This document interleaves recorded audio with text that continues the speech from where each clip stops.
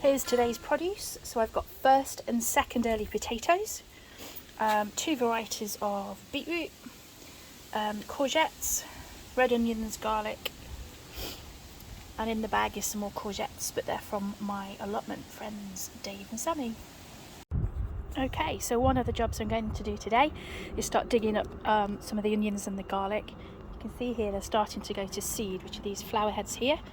I'm going to chop these off. Any of them I'm going to want to keep in because they'll actually stop growing, I believe, and they don't store very well in the soil. So I'm going to see what I've done wrong and if any of these have survived.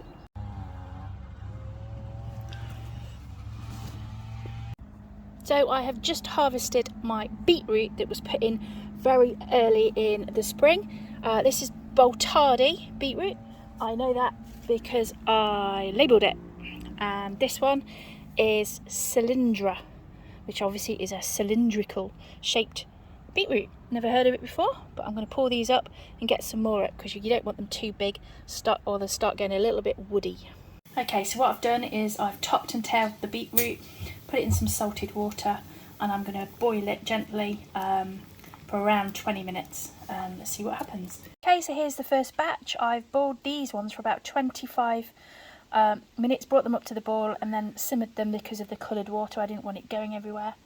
I've just put them outside to cool, and as they've now cooled, all you need to do is rub your finger over to take the skin off. You don't need to peel them before you put them in the water. Okay, so this is the beetroot that I've cooked off. The larger ones at the back took about 25 minutes to cook through. You can see I've already peeled those because they're nice and shiny. These ones at the front, which is the Cylindra variety, I've cooked through yesterday. They didn't take quite as long because they weren't as big, but you see here they just need peeling. So if you run your finger along, if you can see what I'm doing, the peel really easily off. There we go. So I'll carry on doing that. What I've also done as well is got my Sarson's pickling vinegar, whacked it on the heat just to warm it through, and I've put a little bit of demerara sugar in there and melted that off.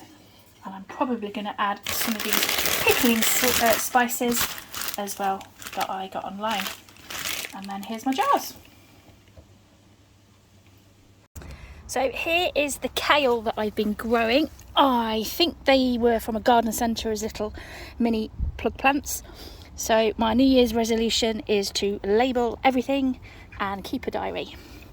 And I've just cut some off to take home. Here I've just dug up the last of this variety of lettuce, which I think was Lollo Rosso potentially. You can just see they're starting to bolt, that's why I've taken them up. Really, really tasty though. Today I'm going to dig up these peas here that I've left probably too late, although there's some nice looking pods on here. These are labelled as Mange 2, so we'll see how we get on and see how much I get off the plant. This is one of my pumpkin plants I've got, and you can see here I have 2 very large pumpkins starting to grow. So what I've done with this first one, as you can see, is I've just popped something underneath just to stop it from getting damaged from the soil below. This is a little bit of perspex that I've found, and what I'm going to do is the same for this one here. Just roll it underneath just to keep it safe. Next to the pumpkin patch I have the last of the rhubarb, as you can see. So what I'm doing is just putting up the last of it, and depending on who you listen to and what you Google, it's starting to get a little bit late, but you can see how nice and red that is. The trick is if you can pull the rhubarb straight out the ground without having to cut it, it's ripe enough for you to take. So I'm just going to get some of this off, and then I'm going to trail the rest of this pumpkin plant across this section here. This is my lettuce bed, it's still going strong. So I've got a little gem on the left, mixed salad in the middle, and cos here. And what I did, I might have said before, is I didn't bother thinning them out. I just pulled them up, including the roots, pop them in a gem jar on the kitchen windowsill. These will seem to last forever. They're looking really, really good. I'm going to do the same next year, like this. Okay, during the week I transplanted some of my beetroot plants into a new area as the pumpkin was overtaken on top of the beetroots. You can see these are taking quite well. Some of the larger leaves have started dying off, but you can see here there's some new nice shoots growing through. So all I'm going to do is trim off the dead leaves, just to make them look a bit nicer in the ground.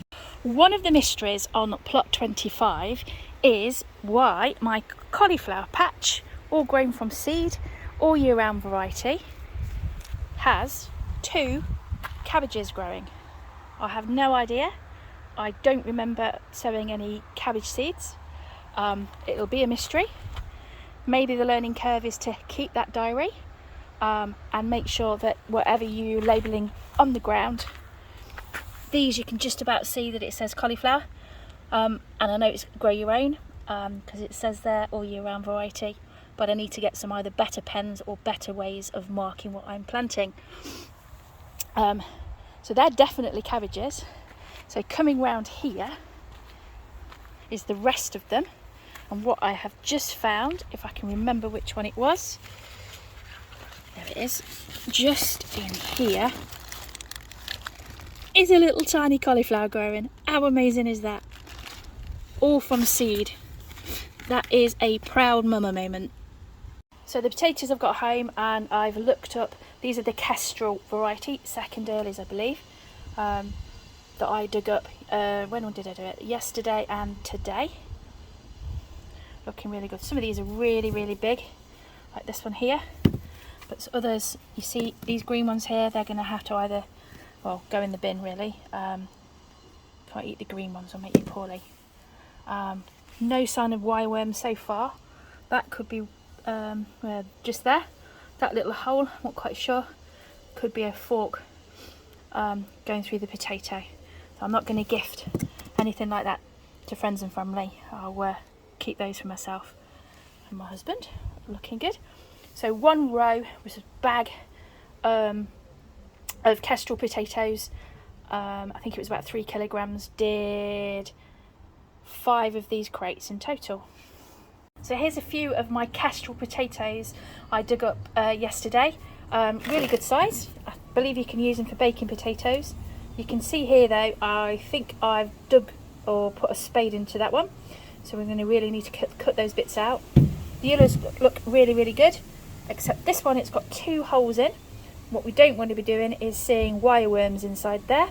So hopefully that's just fork prongs that might have done that, but we'll see when we cut it open. Result. Here is my freshly picked salad leaves and cos at the back that I've left the roots on. As I said before, probably a couple of times, I didn't thin them out. What I'm going to do is keep them in this little glass of water to prolong the life at home.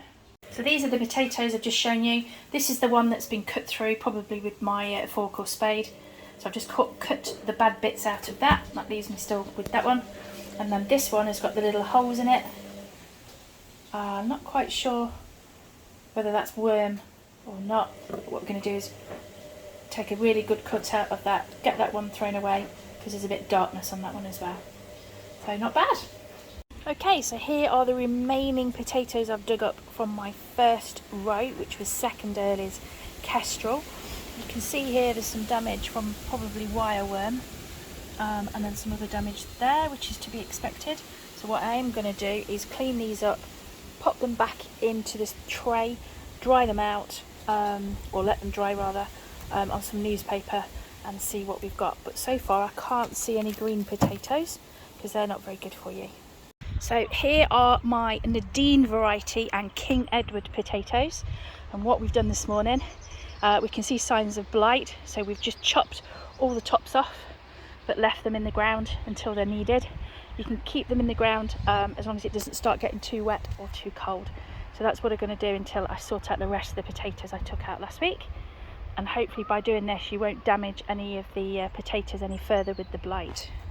Okay, so my prize cauliflower that I grew from seed, variety all year round, this one looks like it has blown, and I believe that's when it's either going over, not had enough water, or they've been planted too close together. So it could be any of those. So I'm going to get this one dug up. But over here I have a very tiny weeny cauliflower growing inside this little protective nest here, which you can just about see. So I'm going to give them a good feed in a good water, I'm going to use some nettle, homemade nettle, to give it some vitamins, I suppose, or nutrients. And I'm just going to keep a real good eye on the rest of these cauliflowers, because I don't want them to end up the same way as the other ones. Fingers crossed.